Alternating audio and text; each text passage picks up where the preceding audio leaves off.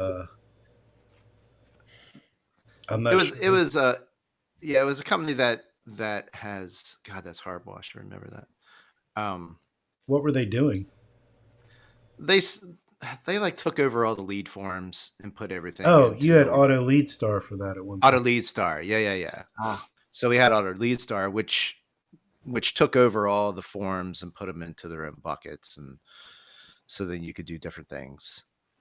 And got it. we never got. Very rare would we ever get a spam lead through that, Yeah, but those. because it was a plug-in basically. Mm-hmm. And would they filter out spam leads, do you think? I don't. If they did a good job, because I never saw any. Well, it's two Interesting. different technologies. So, Yeah. like, so for those just listening in, Jeff has switched over to Dealer Inspire as his website platform, and the forms are embedded in the site. It's part of the same tech, whereas you had something else that was separate. So, when the robots are crawling around looking for forms, it's a lot easier to find them when they're actually part of the website. Yep. So, That makes sense. And I'm glad we especially got when that fixed with the CAPTCHA. Yeah. Unfortunately, it's one more step for people, but you Yeah. know, sometimes you got to put filters in between, I guess, the consumer and the endpoint, get a more serious customer. Mm-hmm. Always a trade-off, quality versus quantity. In this case, it's Exactly. actually user quantity. Yeah. What I understand is why didn't they just plug in CAPTCHA from the very beginning? Because whenever I spoke to my rep, she's like, "Yeah, we get that a lot." I'm like, "Well, if you get that a lot, just turn it on." I bet a lot of Yeah. dealers don't want to have it. Yeah, it's a Dude. mixed bag. Lead conversion. I don't know why they wouldn't want to have it. I mean, it's one more step, so that's sort of a nuisance, but I don't know what's more of a nuisance, one more step or 50, 60 leads every Monday morning for 2 days. Because the problem is, because then that automatically filters out to the salespeople. Right. And then the salespeople get it, and after a while, their mentality is going to be like, "Oh, great, another spam lead." And then whenever they do get a real good lead, and they're not quite sure, You ignore it. yeah, they get that lead. Oh, it's called lead fatigue. Right. I mean, the struggle here is, where do you put that net, right? Before, at the time of capture, or at the post-processing? And Yeah. people will take different position there. Alex, did you get rid of the intro? It's not. Yep. Sweet. Not on purpose, Jeff. That's 2 in a row. Thank you, sir. I know. We've got this Jeff annoying intro. It drives me crazy every time we do it. It's just loud. But here we are. Awesome. So, welcome. Cars, Dealer Inspire, and I think no one from Dealer Raider today, right? That's correct. They're I here. mean, technically, it's all Cars Inc., but yes. All right. Well, and first time on Refresh Friday for everybody, I believe. Mm-hmm. Yeah. Long-time listener, first-time caller. Yeah. And Anoop goes. No, I mean, I've always been very impressed with what you guys have done for the dealer community. This has been, I've been watching this you guys have been contributing for more than a decade now. And we believe in local retailers. Their success drives our success. And I think analytics is key to success these days for digital marketing. So it's a really important topic for us. Yes. 17 years. Coming up on 18. I saw we have Lana watching from Dealer Raider, so we do have Dealer Raider presence. We have some today. presence in the I just saw that. Well, Ciara, since I think you're filling in for somebody today, you want to kick us off and tell the world who you are? Sure. I'm Ciara Johnson. I'm a senior supervisor on the client services side at Dealer Inspire, and I'm filling in for Val, who unfortunately is sick today. So thank you for having me. Well, we're glad you could make it and fill in for her. I'm sure she appreciates it. Happy to be here. And Brooke, welcome. Thank you. Thank you for having me. Appreciate it. I'm not going to lie, I'm a bit nervous. I'm not great at public speaking, but I'm going to do the best I can.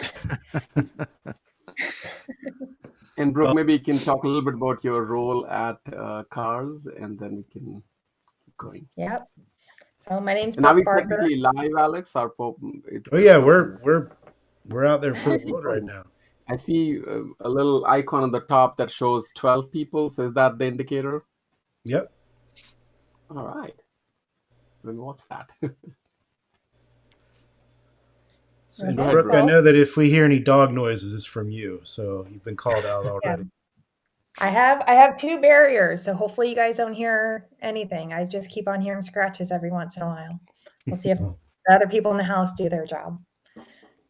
But I am the analytics director over at Dealer Inspire. My team sets up all the analytics accounts and manages them for all of our Dealer Inspire websites. But we also do customer analytics for all of Cars Inc. at this point. And Alex, you probably know this already, but Brooke has been super active with the Automotive Standards Council, and she's been very involved from the very beginning. So I'm excited to hear her thoughts on that too.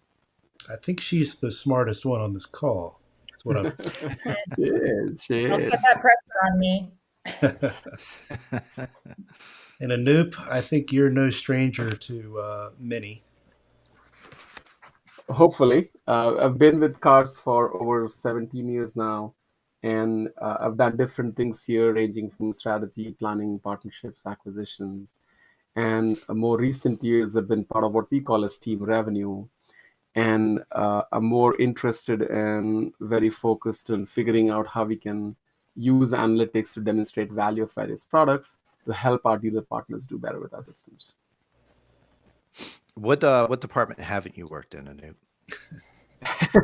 I think my department had always been strategy and business development, but the projects and the tasks range across, so it's been fun. I haven't technically worked in finance. Actually, for a period of time, our department was rolling up into finance, so yeah. Human resource, maybe I should say that. Those are 2 departments everyone works in, though, isn't it? We touch it. We do. So what's the deal with this whole GA4? Why the switch? Is there a deadline that dealerships need to be aware of? Are they going to get rid of the old GA, Google Analytics? Yeah. Who wants to take that question? So, Brooke, I'll let you start there. But my first message for everybody here is that the deadline was yesterday. So get going. Maybe we should have had this yesterday. Yeah. Brooke, you talk about the timeline? Yeah, I can talk through the timeline. So earlier this year, in March this year, Google was kind enough to give us a definitive deadline of when the switch has to happen. Well, as Anoop said, it should have already happened. Universal analytics that everybody is used to today, will be deprecated on July 1st of 2023.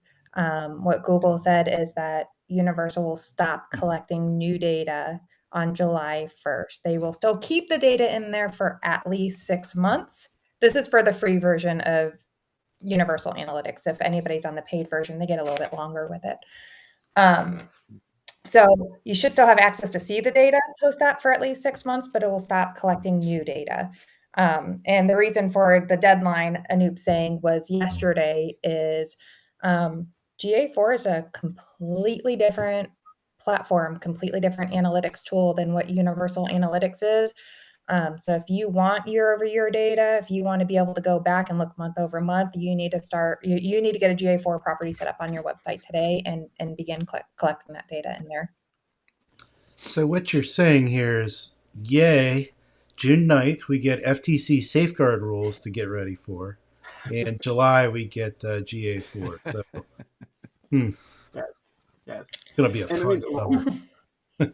one of the things that kind of bugs me a little bit is that we are still calling it Google Analytics. So, because I mean, when Google launched it, they were calling it next generation analytics, and they've continued with the term because, of course, there's a huge brand cachet with Google Analytics or Universal Analytics. It's been around for over a decade now, and pretty much everybody uses it. But because it's so different, the way the data structure is set up and the interface is different, and the metrics are called the same things on two platforms, but they're completely different. So I kind of wish that Google had decided to call it something completely different, like some new name for analytics. And that would have made it clearer that the shift is really, really big. The change is very dramatic. So is it like going from, say, Windows XP to Windows 7? Was that the generation? It's more like going from Windows XP to Mac. Oh, okay. Oh wow. Wow. All right. So Like it's I'll take a simple example. more simplified. Yeah, if you say bounce rate, for example, Brooke, you want to talk about like how we think about bounce rate in Universal versus bounce rate in GA4? Yeah. Some of you may have heard that bounce rate was going away with Google Analytics 4 when it was first announced with the deadline, or when Google Analytics 4 was first announced in October of 2020. Bounce rate wasn't a thing. It wasn't a metric that was going to exist in there. They just brought that back earlier this year, and it's something that you don't get out of the standard reports. You have to go build custom reports to see it. But it's no longer the bounce rate that you know today. They've introduced a new metric called an engaged session, and they have an engagement rate, which is the number of engaged sessions to total sessions. And bounce rate is just the inverse of that. So if you have an engagement rate of 65%, you're going to have a bounce rate of 35%. It's just the opposite of engagement rate today. Why? I Why? mean, why count rate then? Like why? Engagement rate, right? What was your question on engagement rate? Oh, well, if it's just the opposite of an engagement rate, is it just a disengagement rate? It's not a bounce rate anymore, right? There you Exactly. They call it bounce rate. That's exactly the problem. Right. They're calling it bounce rate, but it's a completely different metric than what bounce rate is today. And an engagement rate, like I said, is based off of an engaged session. And the out of the box definition for an engaged session is somebody who's been on the site for 10 seconds or more, somebody who has viewed 2 pages, at least a minimum of 2 pages, or somebody who has triggered an event that is marked as a conversion. If any of those 3 things happen, it's considered an engaged session. So if you have a really long page that they entered on, you need to put some events throughout the page, or else you're going to see disengagement, right? Well, we're limited on events, right, Brooke? Well, everything in Google Analytics 4 is now an event. In Universal, you used to have hits. And then when you had an event in Universal Analytics, you're used to seeing it set up with your category, your action, and your label. So you'd have a session, which was a hit. You'd have a page view. Then you'd have these different events.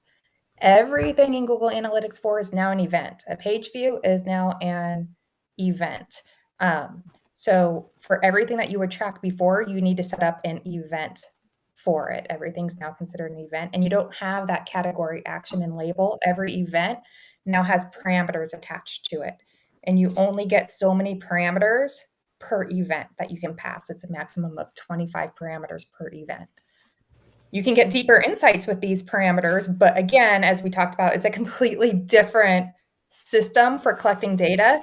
So it was starting from the ground up, from scratch, and how it's going to be developed and deployed and implemented for dealerships to ensure that you're getting that same tracking that you're getting today. And honestly, the way it's being set up, you're going to get much deeper insights than you were able to get from analytics, from Universal Analytics prior. You're getting more of the if you were to sign up with an agency to get this custom implementation with custom dimensions and everything prior with Universal, that's what people are going to be getting with the standard setup, what the council came out as the standard. That's what dealers are going to be getting as their standard setup in GA4 today.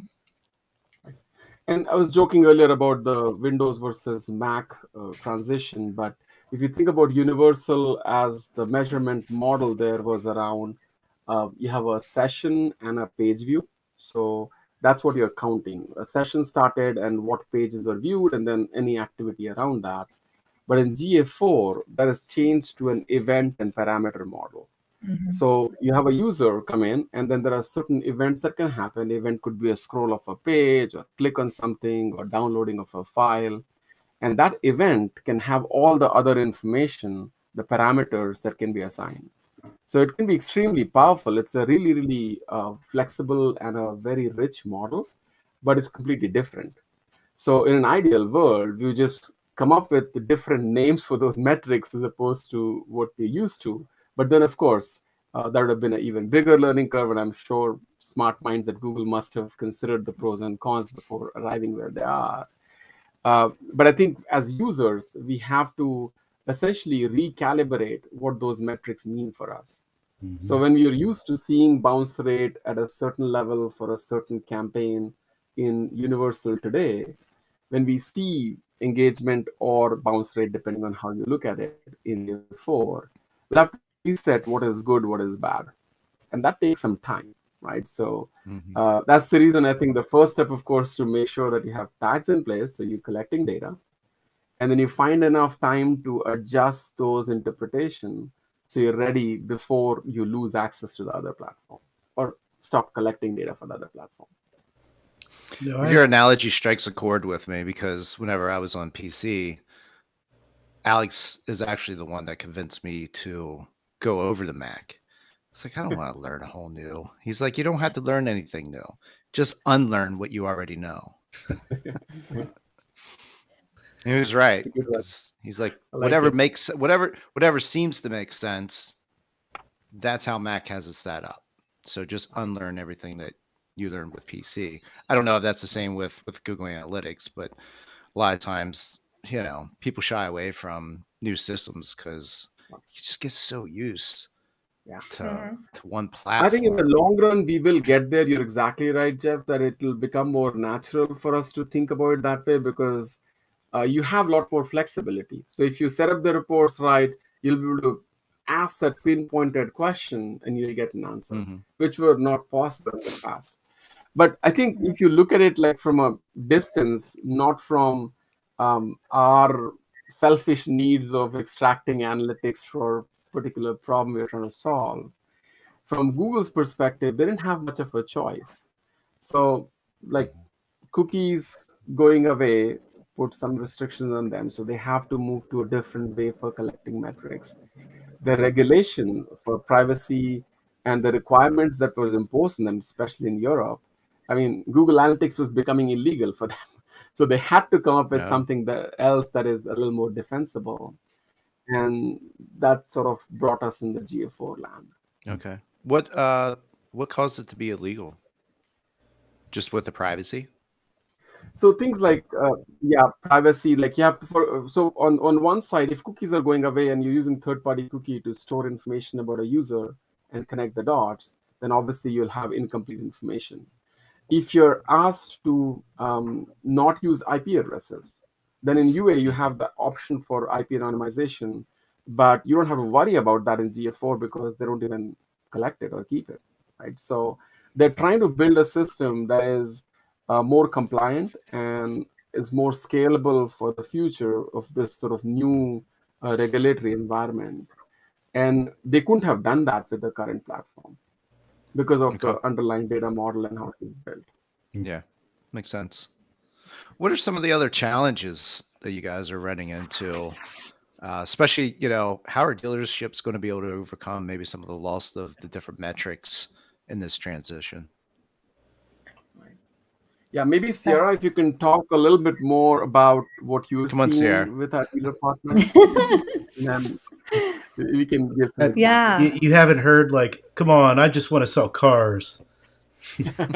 Well, it's definitely been like, I would say maybe 25%, and that's a rough estimate, is anticipating the change, asking to set up their own GA4, asking for access to get in there and look at the data. They're kind of ahead of the curve to get used to what things are going to look like in the future and how to measure their data moving forward. And then I would say the other 75% is very hands off. Either they aren't aware of the change or they're just trusting that we're going to take care of it, which we have set up GA4 accounts for all of our clients. So we are definitely ahead of the game there. But it's going to be a learning curve, not only for clients, but for everyone who's client facing and supporting our clients as well, and looking at the data and making sure it makes sense and how it translates now for us. So just like what Brooke was talking about with bounce rate, I was joking, Google's trying to turn us from a pessimist into an optimist looking at the engagement rate now. So learning how to translate that data and what it means to us moving forward is definitely going to be a challenge across the board. We've done it before with Google Ads when they've changed the way we looked at data, changed how we access the data. But this is a much larger scale change. So thankfully we're ahead of it and already collecting, that data, but it's going to definitely be a challenge for everyone, I think. And if you can turn dealers from pessimists to optimists, that would be amazing. But in terms of real work, though, for our dealer partners, the message is that make a request to your website vendor and just confirm that you at least have tags in place and data collection has begun, right? That doesn't take too much effort. Now, learning to interpret the report will take some time, but we have 6 months or so to get there. Ignoring it and trying to force feed in the last minute would create problems. But if you don't collect data, then you don't have a choice of rewinding the clock and collecting it 6 months from now. Yeah, I see a comment Gary just said, dealers don't know. So they don't know about the upcoming change. Yeah, that's more than likely. So yeah, I'd love to hear more from Gary on that front, because I know he's probably all over it. Yeah, there's going to definitely be a huge education piece, I think, involved with the change. And especially as we start to bring that data into Prism, speaking to that new data and what to expect moving forward. So I'm sure stay tuned for trainings, everyone. I do think that once dealers get in there and they're able to see the additional insights they're able to gain, though, they're going to be super excited that as we're talking about those events and the parameters, just think within analytics now, when you have a VDP page view, when you have a form submitted on a VDP, we're going to be passing all that vehicle information with it, the VIN, the make, the model, the color, the year. You're going to be able to see all of that within the reports now. So the insights that you're going to be able to gain, it's a hard change at first. When I first got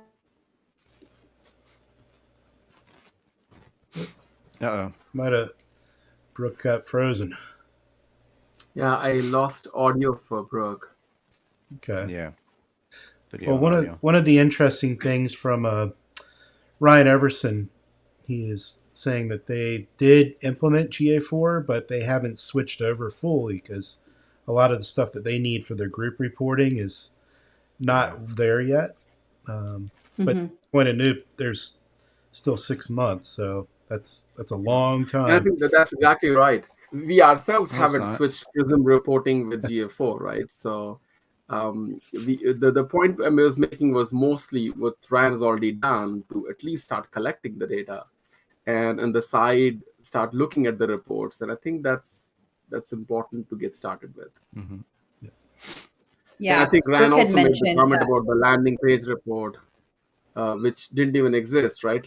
And this, if you just look at the last 6 months, initially we didn't have a bounce rate, and then it came back, and then of course landing page report was not there, but it's there. Brooke is commenting on Slack that she's there, but the video is frozen. Brooke, say something so we know your audio is coming through. But I think the obvious implication here is that if you look at the next 6 months, by the time we have to make a hard switch, there will be more changes. You should expect that, right? So I don't think I'm saying that stop using Universal and switch everything to GA4. That'll be a bad move. But start learning GA4, keep using Universal till next summer, and then you can switch. You'll be better prepared to switch. What's your with Dealer Inspire? How's that transition going down? Tell The Brooks transition to just to log GA4? off and log back on. So for dealer, yeah, go ahead, Sierra. Oh, I was just going to say we have GA4 accounts set up for all of our clients. So we're collecting data for everyone in the background. That way, when the official switch happens, we do have data to compare against, which I think is the most important point for anyone listening today to note if they haven't set up GA4, that that's what they need to do, not switch over there and start using that as their main reporting. Because as some of people in the comments are saying, it's not ready yet. They're still iterating on it and changing things. And every day, I think Brooke could say they log in there and there's new things in there, or maybe they changed it or took something away. So just make sure it's set up and that you know how to navigate in there, but still use Universal for your data reporting for right now. Okay. And Brooke is back now. So maybe Brooke, you can talk a little more about the implementation for GA4 for our Dealer Inspire websites. And I think before we began the session, we talked about how we've been testing it for 100 plus accounts way before this became a thing. So we have a lot of expertise in-house. But Brooke, maybe we can talk about the basic implementation and custom stuff that's coming down the line. Yeah, definitely. So as we said earlier, Google announced GA4. Hopefully I don't freeze on you guys again. Google announced GA4 back in October of 2020, and we jumped on it right away and started digging in. Unfortunately, when it was first released, it didn't have all the features they claimed it had. It was kind of unusable. We would watch videos and it'd say, okay, to do this, click this CTA. And we'd be like, the CTA is not there, guys. And then a week later, the CTA would be there. And we're like, oh, okay, the videos came out too soon. So we've been working in it for a while. We came up with exactly how we wanted to track for all of our dealer websites and began implementing it on a few of the sites so that we can do it at scale.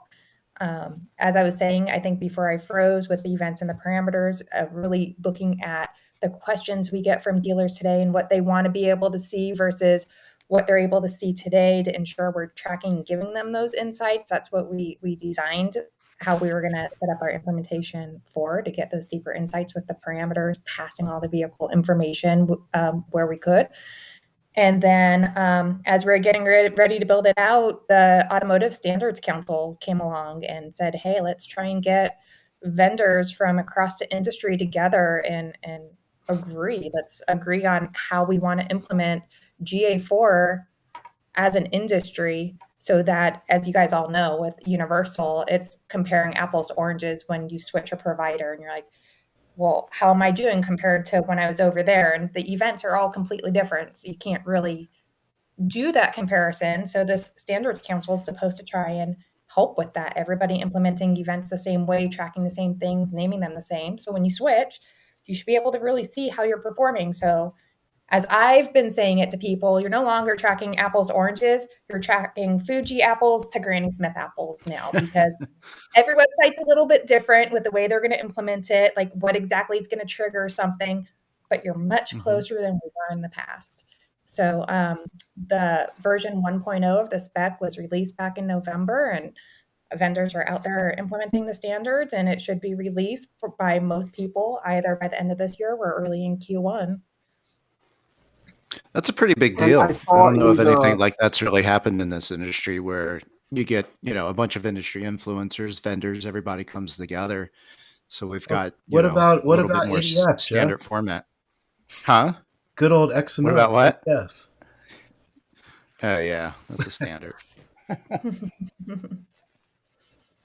Who's all? Can you? Who's part of this group? Multiple. What other influencers and vendors? Yeah, multiple people. Brian Pash is the one that put together the Lead It. We really needed somebody that vendors would all kind of trust and go to. I doubt we'd have other website vendors if Dealer Inspire say, hey, come work with us so that we can set the standard. Yeah. So he's leading it. Dealer On, Synchro, Roadster, Edmunds is involved. Several chat vendors, agencies, and there is a website for it, so that lists out all the partners. And there's a question from Adam about finding the standard. So version 1 is live now, and it's published on the website. We can also, of course, send it. Which Where's website? what's the URL? This is, let me just, can I put in the chat? I don't think I can put in the chat. Yeah. Can I put it in the chat, Alex, or can I pass it on to you? Yes, or anybody can plug it into Facebook, LinkedIn, or YouTube, where we're currently live. Yeah. So this is we also have automotivestandardscouncil.com. So let me see if I.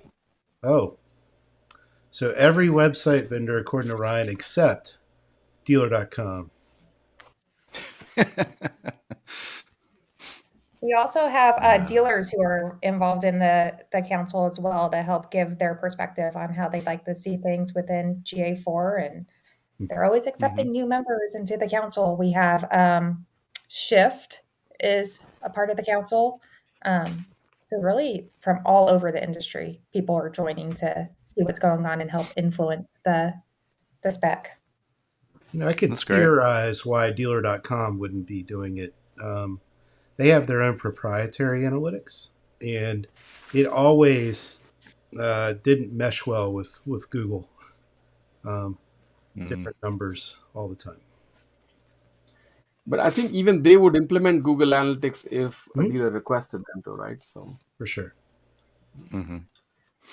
Yep.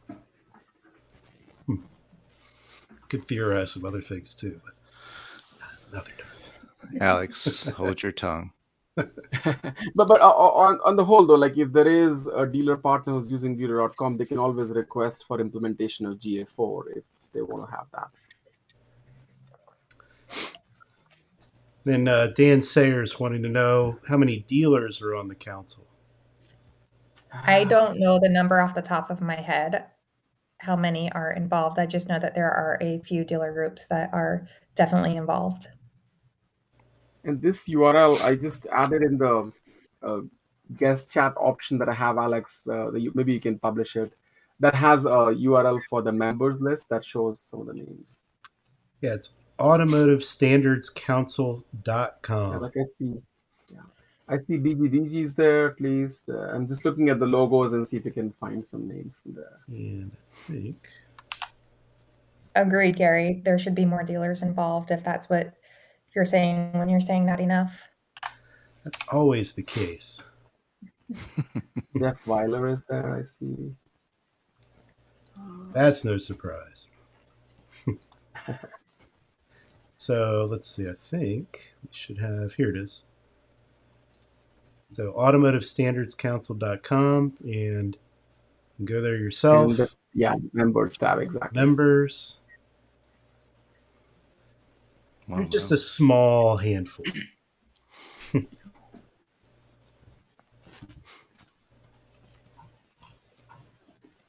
Cool. Nice. So, I mean, this may be a redundant question, but why do you find, I mean, do dealers need to prioritize switching now versus just waiting till summer? And do you think that the deadline will actually happen, or they'll end up extending it another 6 months? Yeah. Everyone's shaking their Ryan head. added the names of you. We can run them side by side, recall, so it's not going to. I don't want to speak over anyone. You not switch. Yeah, I think that's exactly right, Alex. Jeff, we're saying don't switch, but at least implement. We're saying implement GA4 yesterday, and then learn. So you have 6 months to learn, and then you'll be forced to switch anyway after next summer. Now, it is possible that Google can delay that. That has happened with cookie deprecation several times. That has happened in the past. So.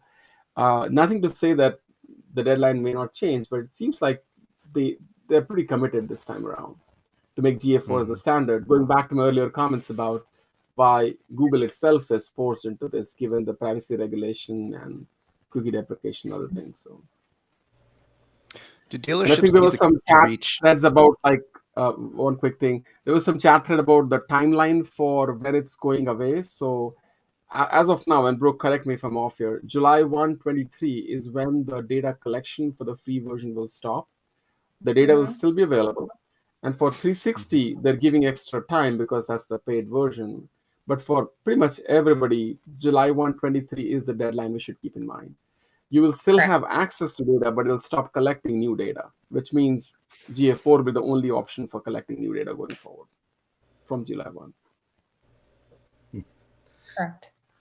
So we run both in some of our sites that I'm involved in, and it definitely is. They move my cheese every time I go in there and try to move around. Like, one of the bigger ones is used to look at page views, and now it's more sessions. How much different is a page view versus a session from the old to the new? So it just depends on how you're looking at it. You can still see sessions within there. You can see page views within there. A lot of the stuff, depending on how long ago you were in there, they keep on reintroducing things that they said were going away or that you weren't going to have access to. I already talked about bounce rate, right? They had talked about conversion rate wasn't going to be a thing. And Sierra, you can speak to how much dealers love conversion rate and are asking about it. They recently brought conversion rate back. Same with average session duration. That was just brought back, I think, earlier this month or last month. They just added this week the landing page report back. That didn't exist as a out of the box report. You had to build a custom report for it. And I realize I'm not answering your question specifically on like the difference between a page view and a session, but page views are still there. It's still counting when a page is looked at. It's just the way that the reporting is in GA4. You have to get kind of creative with it. They've really limited those out of the box reports, even though they're starting to slowly bring some of them back. And they're really relying on their exploration section where you have to go in and create these custom reports. It's a bit easier with a drag and drop, but it's a completely different concept that you have to get used to. So you can still find those insights and see it within there to really dig in deeper to see what it is that you're looking for that you would just generally have gone to a simple report and looked at prior. Mm-hmm. And Alex, we'll all have to like think a little more fundamentally about these things, like going back to the first principles, because if you like ask a simple question, what exactly is a page view? Is it when a server sent all the content of a page on some computer? Is it when a consumer actually looked at it? Is it when they scrolled and saw a really long page that Jeff talked about? Or is it when they spent more time than a certain threshold on that page to consume the content? Right? So imagine an editorial article, a blog post, a really long post. Somebody lands there, they don't click on anything else. They read the whole article. The site did the job. The consumer got what they were looking for, but it could be perceived as a bounce rate, right, in the old world. But you could set the standard and say, for these kinds of pages, I'll just count the time spent on that page as a event that is good enough for me for counting as conversion. And the platform gives that flexibility. So I think as we're switching from the PC to the Mac world, we'll also have to rethink some of these metrics and why we're counting it. Why are we counting sessions? And I think they have a new metric in GA4 called active users, which we didn't have in the old platform, which is again more of an engaged user metric, right? That's a good one to dig deeper into and see, are certain sources of traffic sending you more active users than others? So that's a different way to think about the same problem we were solving in the past of, are certain sources of traffic showing higher bounce rate? We're basically going to figure out, are people really interested in my site and doing business with me? And we just have to look at it from a different metric perspective. You made me remember something that an SEO expert told me once. He said the key to Google is that they're trying to mimic real life. So the more it can be in how people work versus how technology works, because you were just asking, like, is it more about whether a server loaded a page or did a person actually see it. That makes a lot of sense. Totally. And ultimately, what we care about is, of course, helping people buy the cars from us, right? So not the 15 metrics that'll stand in between that. Yeah. And I'm still curious, CR, about how dealers are responding. So the 25% that are taking notice and maybe being proactive, they have they been reaching out, or is this more of your team reaching out to them and offering to get them going sooner, or a little bit of both? It's definitely been both because we have had some introductions to GA4 that we've invited our dealer body to join to learn. But I would say the dealers that are already very heavily involved in Google Analytics and jumping in there on the daily already are the dealers that are reaching out, asking about GA4, maybe creating their own GA4 property in addition to the one we've created for them. That's the dealer body that's been asking questions and more proactive about it. Everyone else has been, I think, just kind of waiting to see what's going to happen. And I'm sure we'll wait for us to educate on what the data looks like now, how it translates compared to what we were looking at before. So yeah, I think it's just a difference in terms of how dealerships run their business. Some are already very, very involved in analytics. Others are not.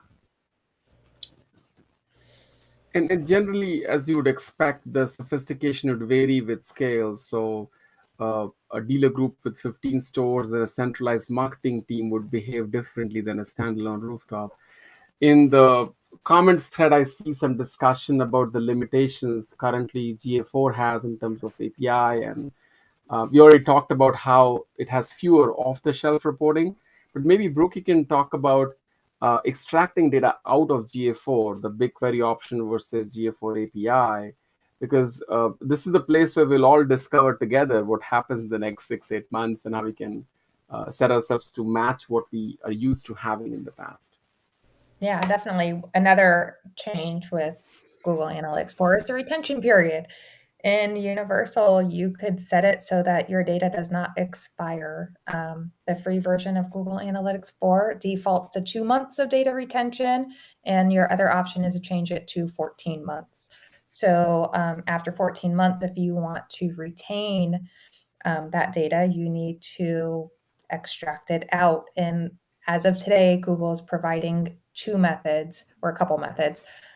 One of it is to use BigQuery and create a BigQuery project, attach it to the property, and set it up to automatically extract into BigQuery. And then you can. And Brooke, real quick, what exactly is BigQuery? That may be a new term for some of our audience members. That'll be like a cloud data warehouse, a place Yes. where all the data can be extracted and stored so you can query and create reports around that, right? Yeah. Yep, exactly. And then you can connect a Looker Studio, previously Google Data Studio, to there in order to continue with your visualization of the data.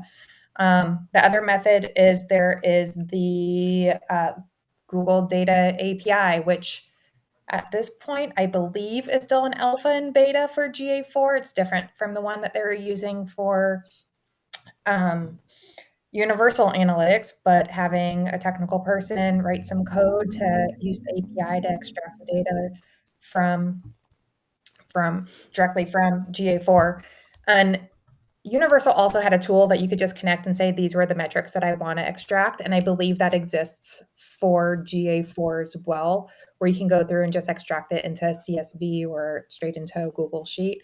I believe that exists. I think I was playing around with that probably like 7 or 8 months ago as well, once we were digging into the retention period and how to extract all the data. And in the chat thread, there was a comment here about is it even worth staying with GA4 and should we look at alternatives? And yes, there are alternatives. There are some really powerful modern alternatives, but none that are free. That's the limitation. None that are comparable and free.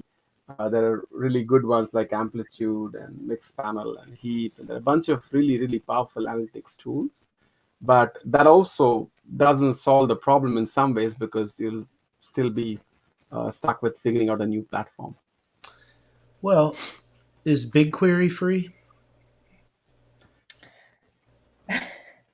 There is a small charge with BigQuery.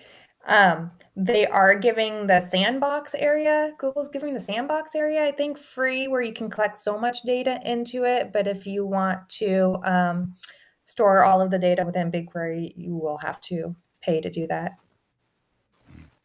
So Most gonna likely, have to though, for pay an for individual something, right? dealer, it may not be a large expense, right, Brooke? Like, do we have a sense for how much it'll be, or we'll have to figure that out, I guess? Have to figure it out. I don't know what the charges are for it. I think I looked it up and it wasn't a ton of money. I mean, that's relative, And right? most likely, the point I was making was that compared to a paid analytics platform, free Google Analytics 4 with BigQuery also will still be much cheaper. Okay. Yeah, especially compared to Adobe. Mhm. Yeah, I can't imagine how much that costs. Oh, well, here comes Ryan. But- 6 figures. Mm-hmm. Ain't And nothing we cheap at about Charge use Adobe. both, so yes, it is expensive. We Yeah. do use Adobe for our core website side. But look, you think really? about it. We've been spoiled by Google Analytics to date. This is one of Mhm. the only free analytics tools in any kind of software out there. So unless the provider of the software itself is providing the analytics, you're usually going out and buying a separate analytics engine.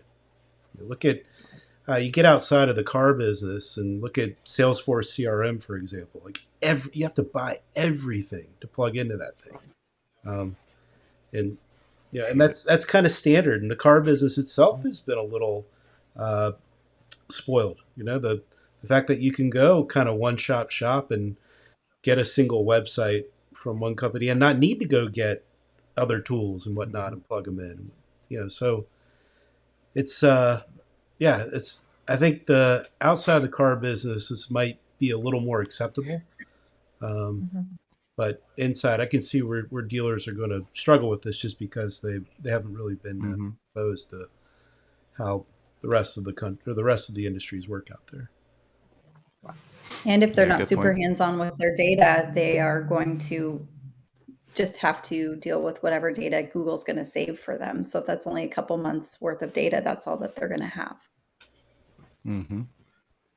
I think our default, though, Brooke, for our setup is 14 months, at least that much we've done, right? For GA4 accounts. Yes.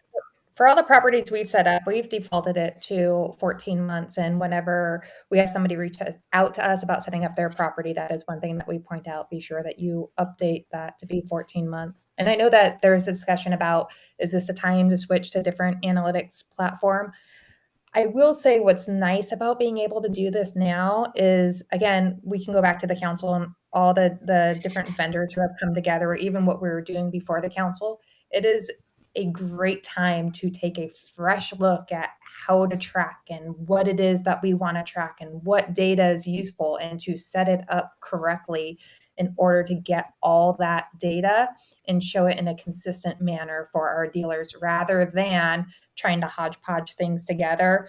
They used to be over here with this platform, and this is how they tracked it over there, and they want to see it similar over here, and trying to do custom setups for them. Or the other thing, a lot of things that I don't think dealers realize, right? Third parties were pushing events, but it was the onus Mm-hmm. existed on the website vendor to try and grab those events and make sure that they're pushing, and it's not causing issues with the data integrity, that the data is still accurate in there. And that's part of the council. The council is everybody needs to push directly. There shouldn't be any middleman saying, grab the events from this vendor and push them to this analytics, and putting the onus on somebody who the onus shouldn't be on to grab those events and push it. So it's a great time that we can get that fresh look and really ensure that we're tracking what needs to be tracked and providing the insights that are going to be best for the dealers. Right. And Alex, I just saw a comment from Paul in the chat thread, which raises a really important topic, Brooke. So it it's the major change, right? From Universal Analytics, we have this idea of an account property, and then you can create Yeah. different views for each property. But that concept doesn't exist in GA4. I'll add yet. So who knows? Maybe in the future it'll happen. But right now, it's at the property levels. Can you describe a little more on like how can you share data and what is at least our position on the ownership of data? Yeah, that is one that's kind of really hard to swallow, the lack of views, that everything's done at the property level. As of today, there's a very limited ability to filter any traffic going in at that property level as well. You can do an internal IP address or dev traffic. Hopefully they reintroduce being able to do more filters, but everything's being done at that singular property. There's no view. So there's no view for your website vendor, no view for your digital retailing vendor, no view for an agency that might want to be tracking something differently. What was that? And Brian Pash, he always wants his own thing. Yes. So with that lack of views and everything being done on the property, what you risk, right, is people stepping on each other's toes. I talked about these parameters. One thing I didn't mention, I don't know how deep into the details I'm supposed to go. So if I'm getting too deep, please just let me know. But with the parameters that you're attaching to these events, if you want to see them within the interface, you have to register as custom dimensions. And you only get 50 spots for event custom dimensions. So if you want to see them over there, you have to register them. So think about 3 or 4 different vendors all trying to do their setup in there, and each of them having different custom dimensions. You're going to step on each other's toes. So for our dealers, we created what we're calling a DI managed GA4 property. And just for that data integrity. So nobody's going in and changing any of the parameters we set up. And you can also go and modify events. You can click modify an event. You can click create a new event and do all that within the interface. So if somebody were to go in and modify an event, we're not going to know it. And we want to make sure that we're providing the best data for our dealers. So while we have the DI managed property, we're only giving analyst access that gives anybody who the dealer approves to go in there to build any of the custom reports and see the insights that they want to see, but it doesn't allow them to go and change any of the settings that we have set up in there. We 100% at Dealer Inspire feel the data belongs to the dealer. The dealer is the owner. So if for any reason that relationship were to ever end, we will completely give them admin access at that time, and they can take that property with them and remove us from it. But while we're managing it, we're just limiting that access to ensure that we're giving the best quality data we can for our dealers. So I think the way we are viewing this is that for the time of the relationship, we are the stewards of the data. We want to maintain good integrity and want to have confidence in actually trusting the data in generating the insights that we think it should be delivering. And then if the relationship ends, we basically make it portable. They have the full account. They have full visibility into what data is available and who has access to it, and they can remove us from that. Can you have multiple GA4 installs in one URL? Yes. You can. Google's same as what they were saying for universal, right? Best practice. They only recommend having one, but the reality of the business and with the way that Google Analytics 4 is, and just the way that universal was, right? Everybody had more than one universal code on their site. With the way that it is and the lack of views, and with people wanting to track things a bit differently and do their reporting a bit differently, hopefully the council helps with that, right? Hopefully if everybody's adhering to the standard, it will make it much easier. But if you have a vendor who wants to do things differently, you're going to want them to have their own property so that they can set it up and ensure that the integrity of their data and that they're reporting things accurately as well. Which is the sort of classic problem that we should anticipate if you're not following common standards and we do end up with multiple properties in the site, then we will end up with multiple watches in your hand, not knowing which one to trust because they may all be a little different. Right. So you got, and Anoop, you've been saying, go ahead and get on GA4 now. And continue to use what you're comfortable with, obviously, but definitely get started on GA4 to start making the transition. The dealers who will say, I don't have time for that now, and I bet a lot of dealers would say that right now because things have changed quite drastically for a lot of car dealers all of a sudden, with new car inventory starting to come back. So, but what, would you still say just go ahead and put it on? And Yeah, I mean, the work for them is not more than sending one email, opening a ticket, calling whoever the contact person is for the website vendor to say install GA4. And I think Ryan just mentioned in the chat that it takes only a few minutes to install, right? So if nothing else, at least get the basic GA4 tag installed.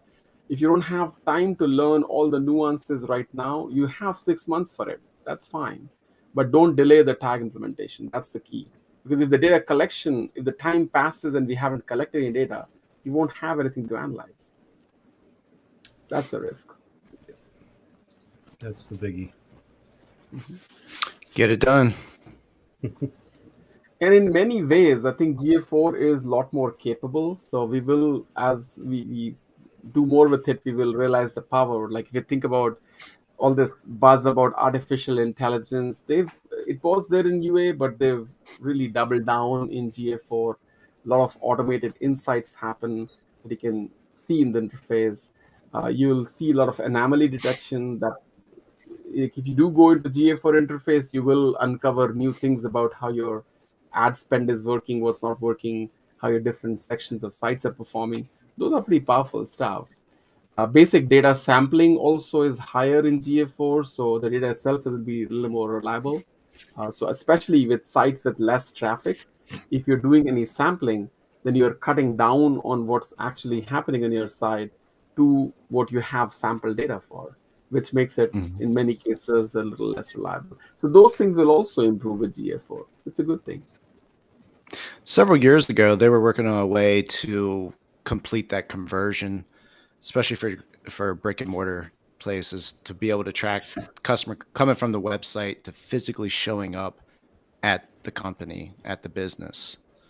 I think it was through some type of beacon technology. Yeah, that's right. We had this little hockey puck that we had to put somewhere at the dealership. Whatever happened to that? And is that something that they're going to look back into with GA4? And how much dust I is think sitting on top of yours, Jeff? What? And how much dust is sitting on top of your hockey puck? I don't even know where it's at anymore. So that was actually an interesting approach. So the mobile device was communicating with the beacon, and you can track physical presence of a user. And it's quite powerful in some ways because not only are you looking at a walk-in visitor, you're also seeing, are they spending all their time at the repair section of your dealership? Are they sitting in the front or they're actually in the finance section, right? You can make it very, very granular. I know for a few implementations that has generated good insights, but the problem with Google or companies like Google is having too much data and almost like a bullseye on their back, right? So they have Google Maps data with all the visitation information, and they have, of course, the profile and Google Analytics. They can do all this, but the problem is that they can do all this. So they want to avoid getting there, right? So again, going back to my comment about privacy and all the things that they don't want to be called out on. I think it's not an easy solution. It can be technically done, but the policy and the scale at which these companies are at makes it harder for them to actually execute on it. That's what sucks about being in marketing. You love the technology, but I don't want that shit. Yeah. I don't want anyone tracking me. You Yeah, know? But from a marketing aspect, you're like, God, we could do all this. We can track this. We can track that. It's the classic. We'd love to have the data, but we don't want anyone else to have data about us, right? So it's like the key exactly. It is. Can we just go back to the days when the customers walked in with newspapers and you knew your ad worked? Yeah, exactly. Yeah. But I mean, obviously, there's no substitute to good customer interaction and capturing the information in that process. It's just that it's very hard to be disciplined about it and tracking it in CRM. So attribution gets lost there. Yeah. Attribution. Awesome. Yeah. Adam has a question about the cross-device tracking improvements. I think we should make a really quick comment about that because I think we missed mentioning that earlier. That's one more Yeah. big change in GA4 That's a good compared to question. GA. Brooke, you want to describe that real quick? Yeah, it's GA4 is supposed to be able to identify a user. They have 3 methods in which they try and use to identify a user. Actually, I think it's 4 now. So they're supposed to try and identify a user across devices much more easily, using not really applicable to dealer websites, maybe with digital retailing. If a user logs into a website, that's one of the things that they look at. The Google Signals, another thing. If you're logged into your Google account on a laptop and then logged into your Google account on your phone, they can see that you're the same person, right? So they can say it's the same user going between those devices. And then obviously the Google cookie has an ID, a client ID attached to it as well. So that's another one. And then there's another, when you're looking in the property, some sort of blended model that they're looking at doing. I need to read up on that one a bit more because that Yeah, at a one more seems to be. fundamental level, Brooke, in Universal, when you're setting it up, you're setting up 2 separate ways for website versus Firebase for your app. In Yep. GA4, you have the same account, which is basically setting data stream for website as well as for your app. So at the very fundamental level, it's connecting data from. Now, most dealers don't have separate apps also, but if you have one, this just gives you one central way to look at everything. Yep. Well, I think we're hitting up on a 2 o'clock hour, or would that be lunchtime for you all? And lots of great information. I since we are with DI, you guys have already converted over for us for the Dealer Inspire websites. But are most of the vendors out there doing this for? I guess if they're part of the new group with industry standards, I guess they're probably already doing it for the dealerships. So hopefully they don't have to worry about it. But if you're using some little mom and pop place to do your websites, or dealer.com, or dealer.com, throw that in there, Alex. Yeah, it's something to be concerned about for sure. So we'll definitely continue to get that information out there for dealerships, make sure they get that switched over. And we are shouting from the mountain top about the importance of this, but we need help. We need help from everybody, reminding folks that this is important. And if you care about evidence-based decision, you need good data. You won't have it if you don't move right now. Yep. Awesome. Well, thank you so much. This was great. Yes. Thank you for the opportunity. This is important. You got it. Thank you for having us. Refresh Friday. Yeah, thanks, Brooke. We'll be enjoying Christmas break next week. Yes. And then the week after, we'll have our last show of 2022 with Cliff Banks. Looking forward to that one. So we're almost there. Almost. Happy holidays to everyone that we don't connect with. And of course, if there are any questions, more follow-ups, we're available. So send us a note. We'd be happy to help. Even if you don't work with Dealer Inspire, we're here for you. Perfect. Thanks so much. Thank you, everybody. Thank you, guys.